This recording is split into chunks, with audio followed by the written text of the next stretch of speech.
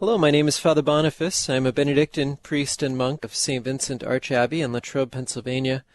And it's my pleasure to speak with Fr Andres Gutierrez, who is a priest of the Diocese of Brownsville, which is one of the several dioceses in Texas.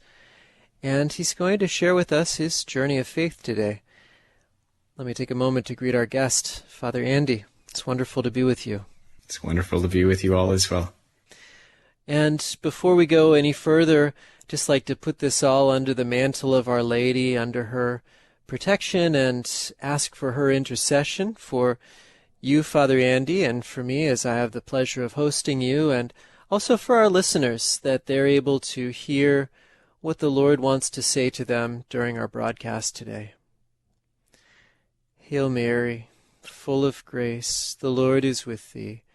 Blessed art thou among women, and blessed is the fruit of thy womb, Jesus. Holy Mary, Mother of God, pray for us sinners, now and at the hour of our death. Amen. Well, Father Andy, I'm so grateful to have the opportunity to talk with you today, and I'm going to ask you to start with a little introduction to give our listeners kind of a picture of who you are. And I have to be honest, I need that picture too, since we were connected through a mutual friend. I haven't met you in person either.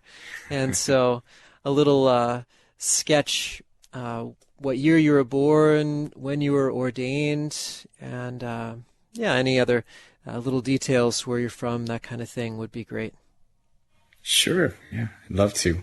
Well, I was born in 1982, December 1982.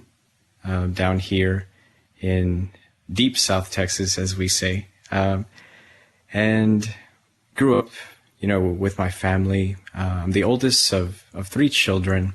We've also got two older half-sisters and a stepsister, so a lot of siblings, a lot of good memories growing up and everything. Went to high school there here in South Texas. And then I actually went to college thinking that I would be a veterinarian. I graduated in 2005 from Texas A&M University.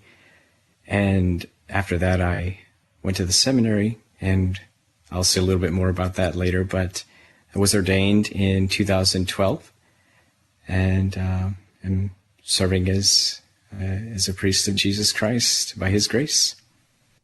Praise be to Jesus Christ. Amen. And then, Father Andy, with that little biographical sketch as an introduction, you gave us a couple of enticing moments to look forward to. I don't have to ask you if you plan to be a priest from age 5, since obviously veterinary school got worked in there somewhere. So tell us a little bit about your journey of faith. How did your faith grow, and how did you end up where you are today? Sure. Yeah. Well, ever since I can remember growing up, I had always just kind of held it as something given that, we practice our faith as Catholics, and, we attend Mass faithfully. But the thought of becoming a priest had really never entered my mind, up until I was about to finish college, actually. I was in youth group and everything like that growing up in high school. And people were kind of surprised when I mentioned this, but I actually never once served Mass as an altar server until I was in the seminary. Wow, that's amazing. Yeah, most priests, grow up, being altar servers their whole life, but not me. So, as I was growing up, and especially in high school, I was really involved in youth group. And I've always been a more kind of a reserved person. I would even say shy up until probably my senior year in high school. But, always really friendly and got along with people. And I've had, and I think I learned this from my mother, I've always had kind of a friendship with the Lord, speaking with him on a daily basis and just in conversation throughout the day. I think that really fostered coming to know him, or I know it did, by his grace, because many people, many very good and very faithful people have a very formal relationship with him, in that they don't see him as friend and Lord. It's everyone has a different spirituality and personality and relationship with God, of course. But I found that friendship with him really helped to kind of fill in, if you will, my life of prayer when it wasn't Sunday, Right. And so I carried that through high school, and then when I went off to college in 2001, there wasn't even, a question as to whether or not I would continue to go to Mass. That was always just, very, very firm in my heart. Praise God for that, because I know that's not the case with everyone. Right. It is a grace, definitely. And also, when I arrived on campus at Texas A&M, there was a group from our freshman dorm that would go to Mass together. We'd walk, 3 or 4 blocks to St. Mary's Catholic Center there in College Station. And so I always had someone, to go to Mass with, and then, we'd even go grab McDonald's or something after Mass for breakfast. So it was a very natural and very smooth kind of transition into my prayer life and my life as a Catholic while in college. So for the first couple of years there, I attended Mass faithfully, and also began to really discover the power of confession and how essential and how ordinary, if you will, a part of our lives that sacrament is meant to be. Even now as a priest, I see lots and lots of really good and really devoted parishioners who go to confession once a year, when we have a Lenten penance service. And I just don't know how they do it, and it's not, faulting them so much is just really wanting to express how important that beautiful sacrament is for us as Catholics. And I really began to learn that more and more while I was in college. And so whenever I got to the end of my sophomore year, I participated in a retreat called the Awakening Retreat. We called it Aggie Awakening at A&M. And it was just a really profound experience of the Lord's love, and also of the way that he expresses his love to us in community, in all of, the people gathered there, and who were very, very much devoted to growing in holiness. And so it was really a healthy environment for me to see that, and to know that there were others, walking the same path, if you will. After that, I really started to understand that our walk with the Lord is something that really has to be a daily seeking, for where he's leading us in holiness. And so I started to become more involved at the Catholic Student Center, in different activities and retreats, and even began staffing retreats.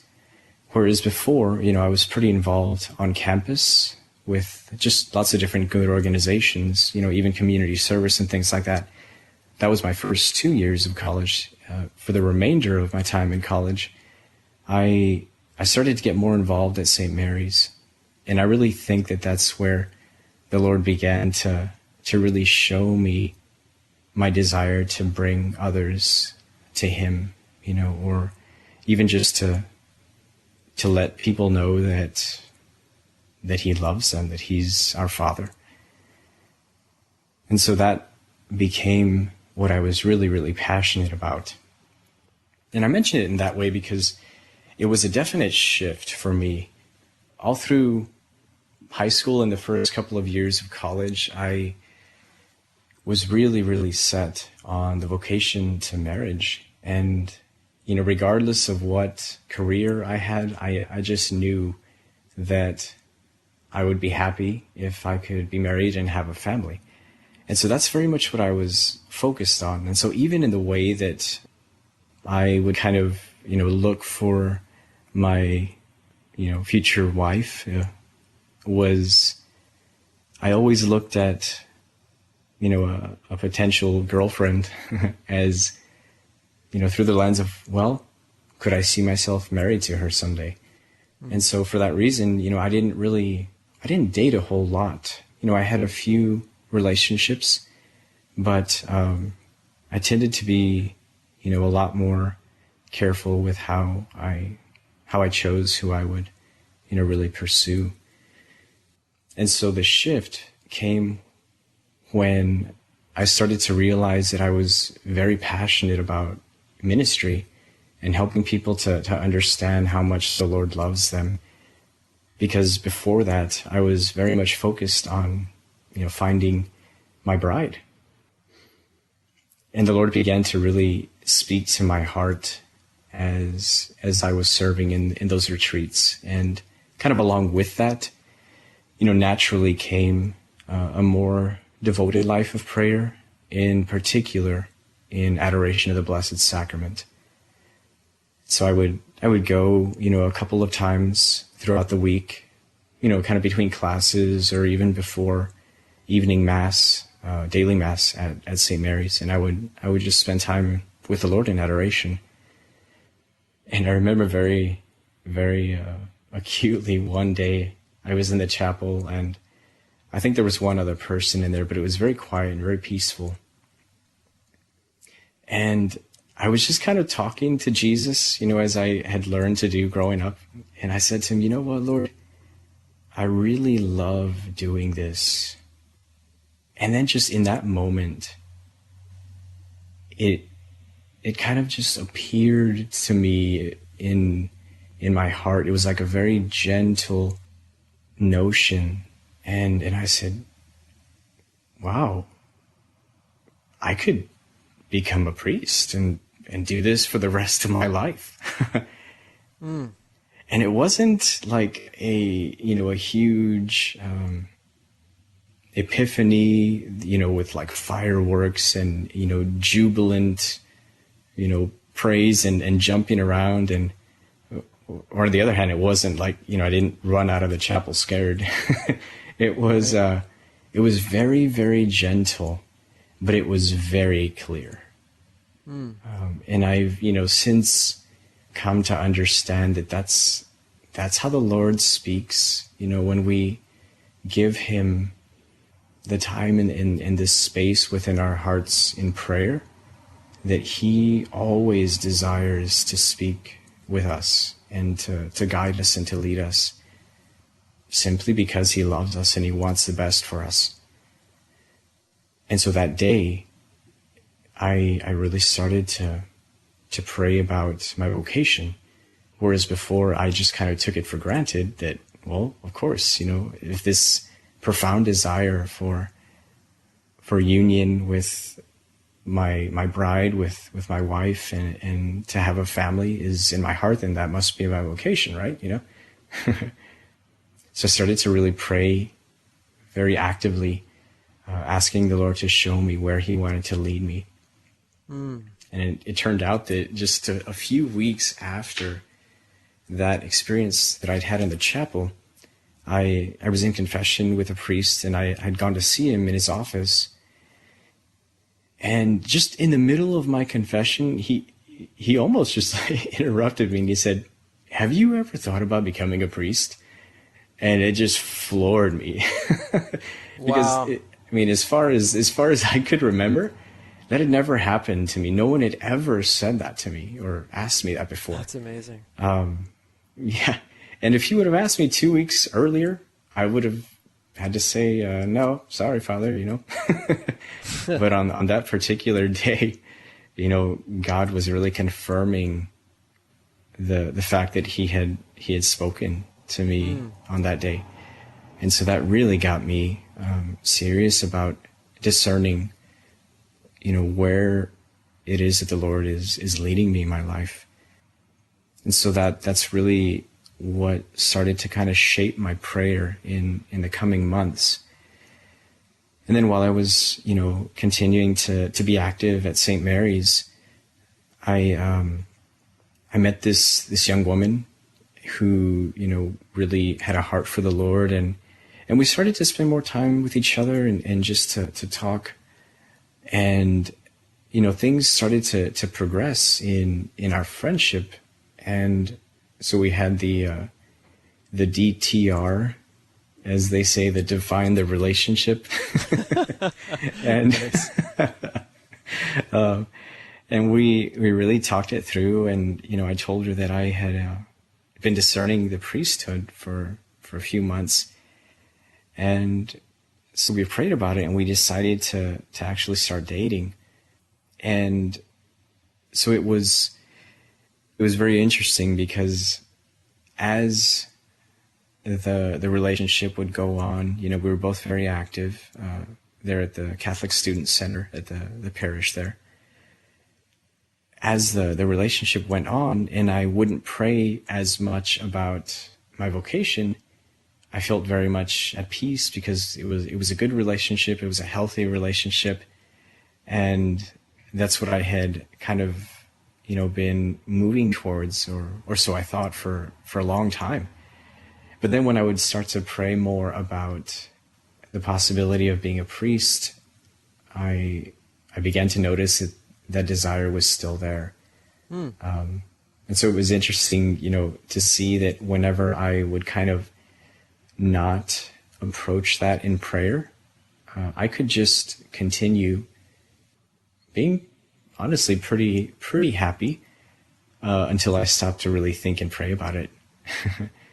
And so I would go kind of back and forth in their relationship, because I think the thing that I found difficult to really discern was the fact that they were two very beautiful vocations and two, very beautiful lives that were potentially before me. It wasn't like I was deciding between something very sinful and that, took me away from the Lord's grace, and then, the priesthood. It was two very good and very holy things. That's always the hardest, when you have to choose between two goods. Yes, absolutely. And so that's, I began to understand that. And so I actually began to feel a lot of angst within me, because I really, really wanted to follow the Lord's will. I just didn't know what it was. And so, God in his wisdom and in his goodness kind of left me in that. Not to mean that he abandoned me, but he just let me sit in that kind of angst, in that seeking, and he was with me the whole time, but he allowed me to really grow, and my desire to grow, to continue to long for what he desired, whatever that was. And there was a very particular grace that he gave one day when I was in the midst of this time of discernment, and I was still in the relationship with this beautiful young woman. And that grace was when I could say with my whole heart, Lord, I don't know what you want, but I know that I want that. And it was so freeing, because I knew that it wasn't up to me anymore, It was never really up to me, but I kind of thought it was. That's how I was operating.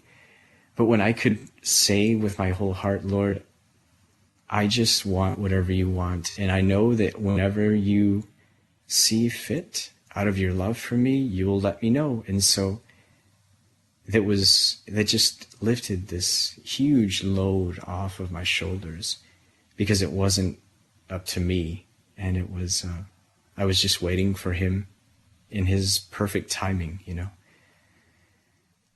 And Beautiful. so from that day on, yeah, I mean, that was a very, very important grace. There's several punctuated graces and confirmations that the Lord gave, throughout my discernment. And those were two very, very clear ones. The day when I first felt even the possibility of a call to the priesthood, and then the day when I truly became abandoned to whatever He desired. And so from that time onward, my discernment looked different. It was, I was very free. I didn't have that sense of angst anymore, or that kind of tension within me. I just, really wanted to follow whatever He was leading me towards, and to really walk with Him in that.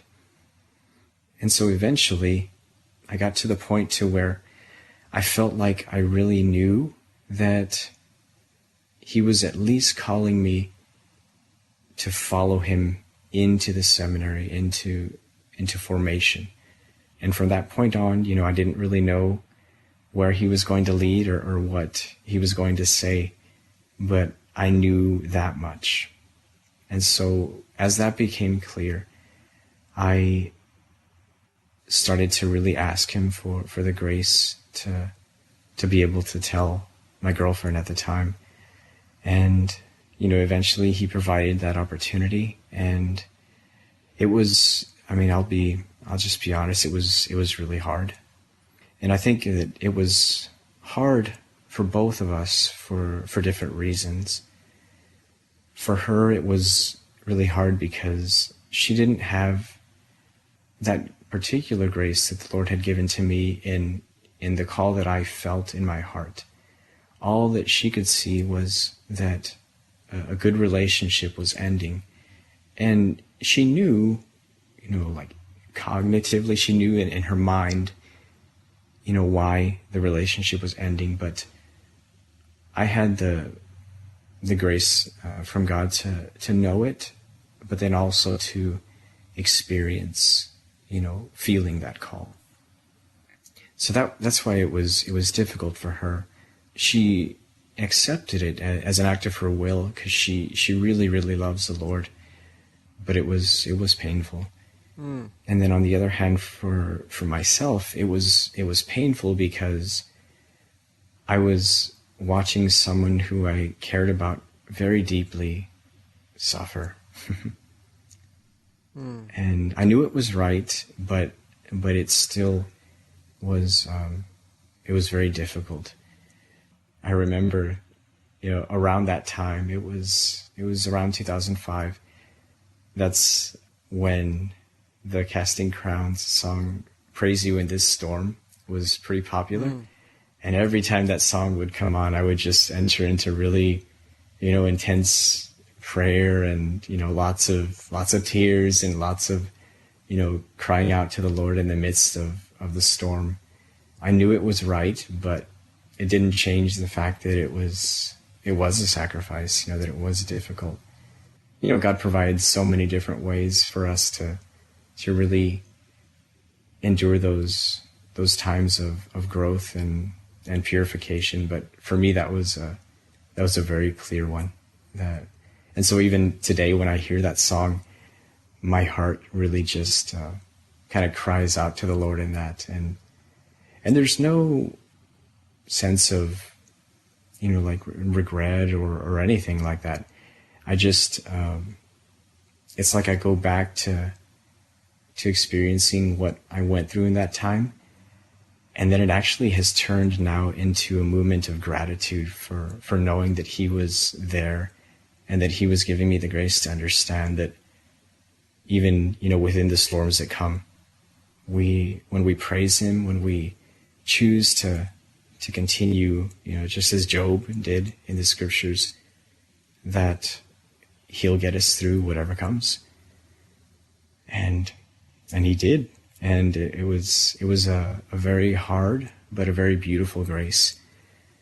And so as time went on, the spring semester in our last year in college was coming to an end, and I contacted our vocation director, and from his perspective now, I've heard him say a couple times in homilies at Mass when I was there that Andy pretty much fished himself, So, in other words, he didn't, start to kind of make contact with me and things like that. I basically called our vocations office here in the diocese from College Station and said, "Hi, Father, I'd like to apply to the seminary." And he was like, oh, okay. That's not always the case, I guess, looking back now. But so, I applied and went through the initial process, and, thanks be to God, was accepted. And I was sent to Mundelein Seminary outside of Chicago.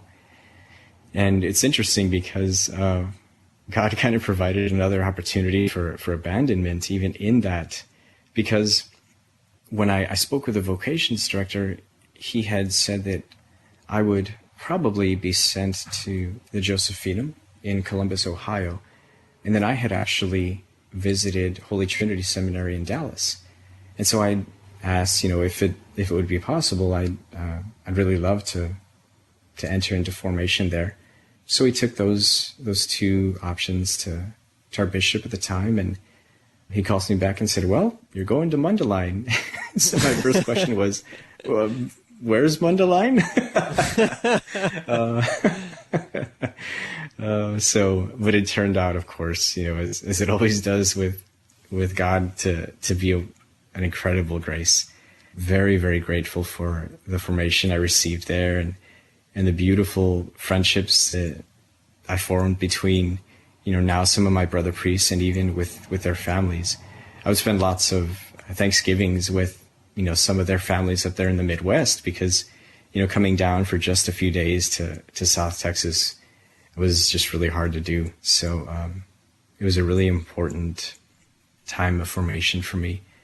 So I was in the seminary for 6 years and was formed as a priest of Jesus Christ there, and I'm very, very grateful for that time. A lot of times when people ask, what the formation process is, well, I say, well, I went to college and graduated, and then I went to seminary for 6 years, and their eyes kind of, get really wide, like, wow. But it's, I can say this with my whole heart, with full confidence, that it's an incredible time of growth. And, I wouldn't change it for the world. There's so many different ways that the Lord continues to grow us in that time. And, formation is difficult, because in order to be formed into the image of our Lord, we have to be, kind of transformed from the image that we've been formed in, and that hurts, changing that. But, which I'm sure you can attest to as well, Father. I've heard of that, yes. Yeah, some vague idea of it. But it was a very beautiful time of growth, and another kind of, punctuated moment of grace was when in my second year in formation, I was still kind of on the fence with, what vocation the Lord was really calling me to. And I was in spiritual direction with one of the priests there on faculty. And he said to me, Andy, let this place be what it is. Continue in formation as if you knew that God was calling you to be a priest, and then trust that He'll let you know if He's not. And I mean, just the way that he put that, I know that was from the Lord, because that really, again, kind of freed me to not have to, be in control and not have to make the decision, but rather leave it in the hands of the Lord to really guide me. And so the formation really began to set in, if you will, as opposed to me kind of holding on to this other possibility of a beautiful vocation to matrimony.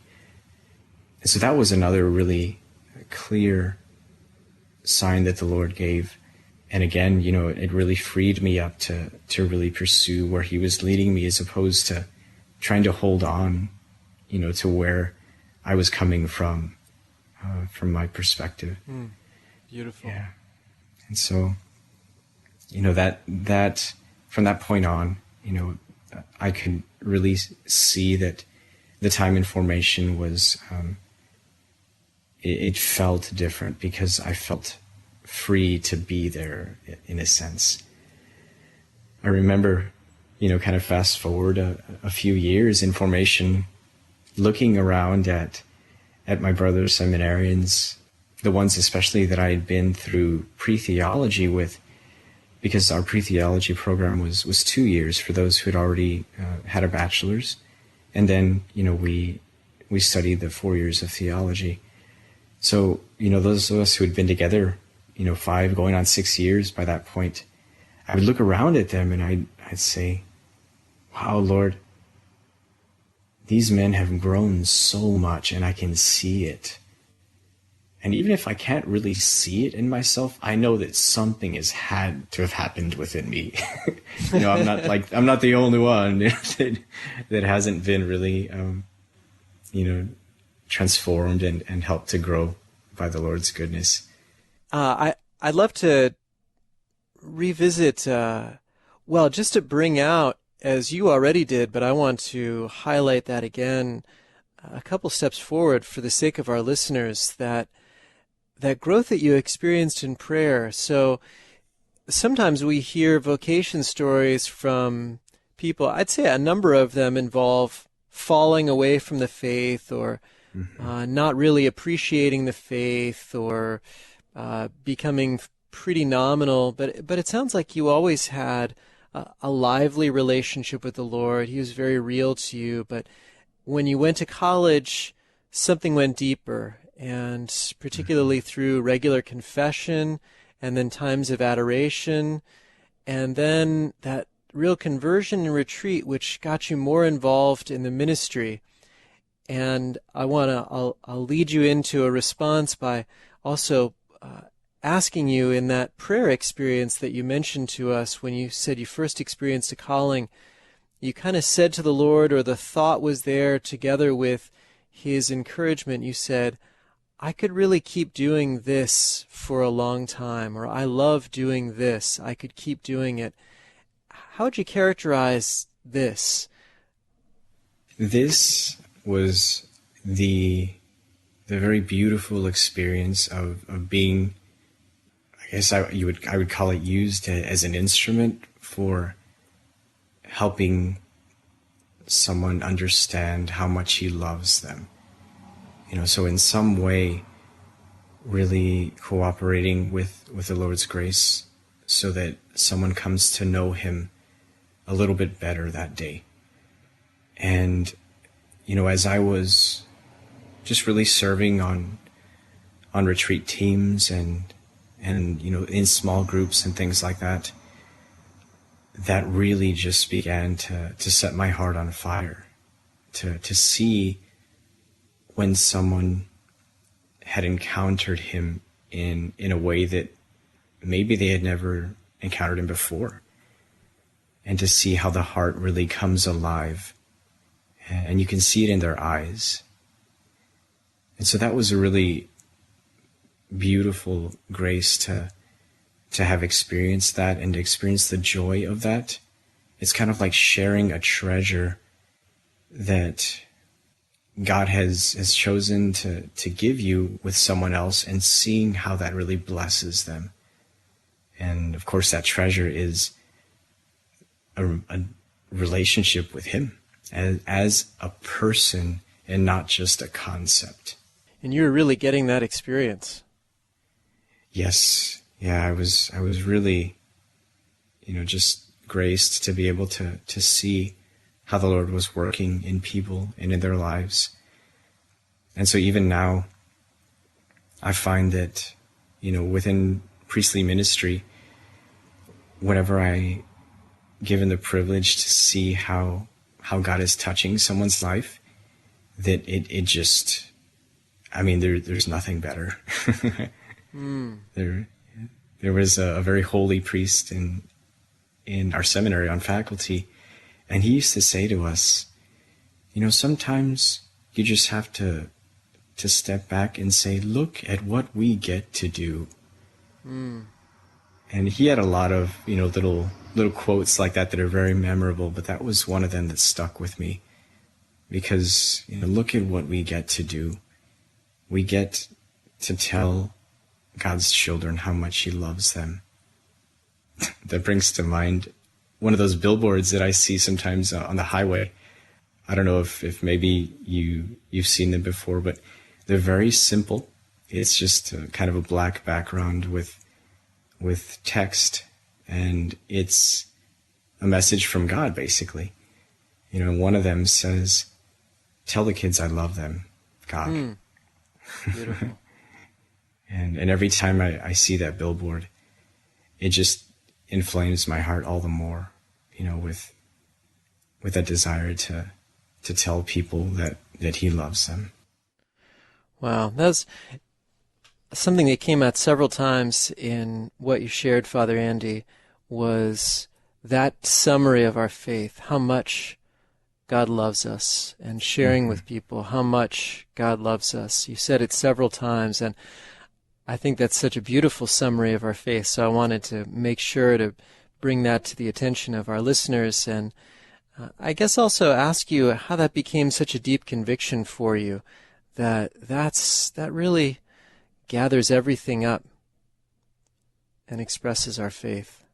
I think that even looking back at the deep desire in my heart for a loving relationship in what I had always thought would happen within marriage for me, and now in a different way, but in no less of a profound way, experiencing that with the Lord and seeing what that can be like, the kind of craziness of God's love for us despite, ourselves, and just really understanding that a lot of people don't know that.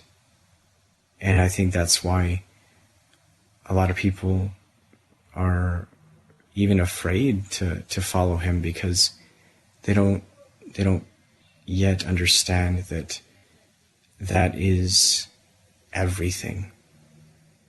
And so when I began to experience that from him, especially through the sacrament of confession and growing and being really drawn into his heart in a life of prayer and in adoration, there was nothing else that I could do with that than share it. There's nothing else that I wanted to do. Love really wants to give of itself. That's the nature of it, to share. And so since I was experiencing this love, I had, no greater desire than to share it with anyone that I could. And so when the Lord gave me that opportunity to do that and was showing me that that's what really set my heart on fire, I knew that was what I wanted to do for the rest of my life. So beautiful. Can you say, you just mentioned that you had a profound experience of the Lord's love on the Aggie Awakening Retreat. Can you share any more about that with us? Well, just different components of the retreat, they're really focused on the fact that God is love, and that he loves us uniquely. And so, in the different exercises and especially in the talks that all the retreatants hear, that's really emphasized. And I think that's coupled with that love expressed in communion or in community. So in the mystical body of Christ and with our brothers and sisters in the church, when we see that God's love is manifested, is enfleshed, if you will, in the Christian community, then that begins to be real, and we begin to at least in a subjective way, in our own experience, understand that it's not just words on a page. It is true and it's concrete and it's for everyone. And those moved from just being concepts to being a personal experience for you. They did, yes. And I was able to, one, to experience that and to receive that, and then afterward to be able to share it.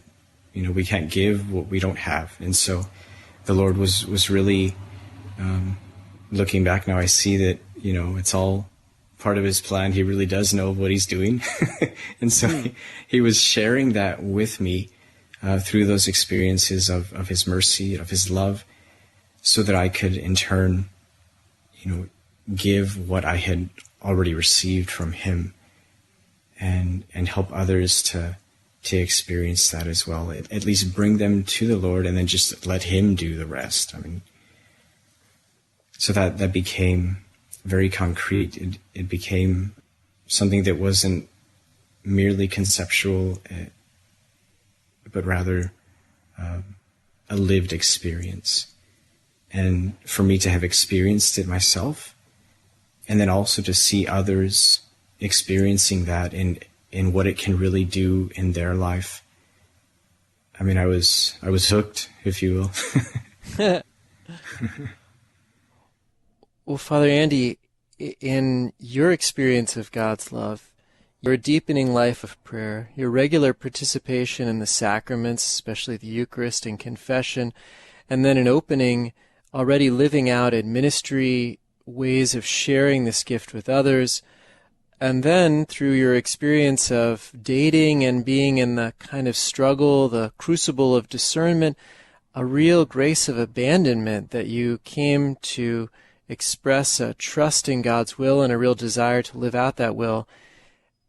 I'm really wondering what exactly you learned in seminary, because it seems to me that you received so much before you even got there. Is there an element of formation that you can point to in seminary, a way that you grew? I know I'm being facetious. I know that you grew in seminary, Sure. but really those graces are so beautiful. But what was a way that just matured another level or another grace that you received there in seminary?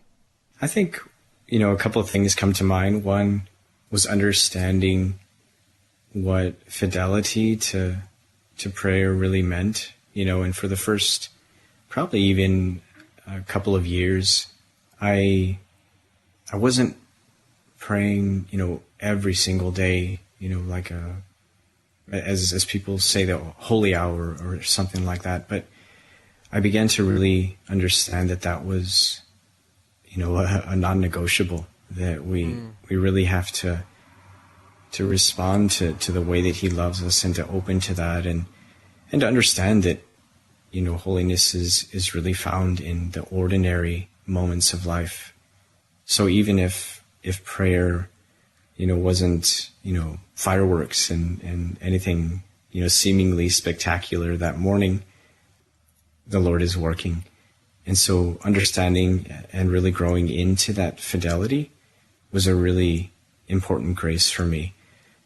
And then also just understanding and coming to really, really love our Catholic faith and theology and, you know, the study of Scripture especially.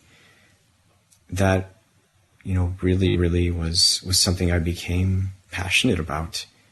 The first couple of years, you know, we would get some theology in our classes, in our pre-theology program, but it was mainly focused on philosophy as kind of a basis of being able to understand theology and to speak, you know, in theological terms.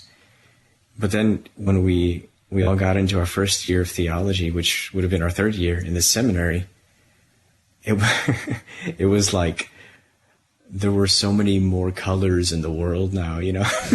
It's like I joked with some of my classmates, like, we get to talk about Jesus now, you know. You know, of course I'm being facetious as well, but the truth of our Catholic faith was a huge grace for me, and just, another reason that I was really grateful to be studying our faith, in particular in the place where I was at Mundelein. It was a great grace because we had, really, really great teachers, great faculty, great examples of priests and also lay people who were faithful to the Lord and who loved theology, who loved to study about him in addition to coming to know him. And you still had then Father Robert Barron as the rector for at least part of that time, is that right? Well, actually, he was our professor, and the year after I was ordained, he became rector. So we actually got to have class with him. Oh, wow. What a blessing. So it really, really was, yeah.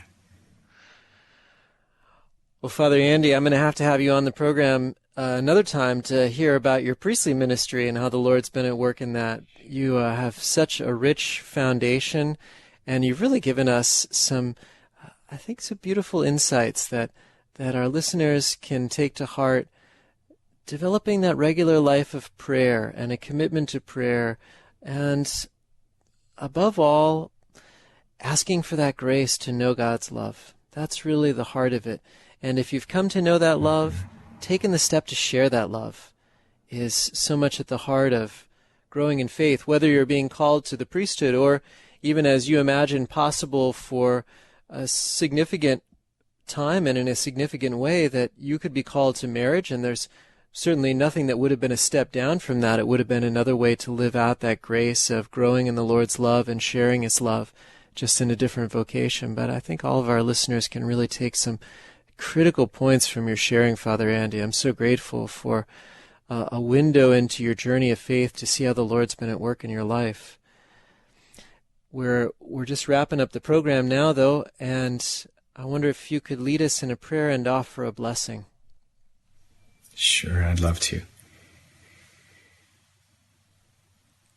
Lord God, we give you thanks for the ways that you speak to us in the depths of our heart, for the ways that you lead us through different roads, but always toward you. Lord, I ask that you please continue to guide us and to strengthen us in holiness. Bless each and every one of your children listening here. Help them to continue to grow in their desire for you as they open their hearts to your love. I ask you, Lord, to send your blessing upon each and every person who is listening. Guide them and strengthen them, and bring your healing hand into their hearts. In the name of the Father, and of the Son, and of the Holy Spirit. Amen. Father Andy Gutierrez, thank you so much for taking the time to share your journey of faith with us. It's really been wonderful to talk to you. Thank you so much, Father. It's been a privilege.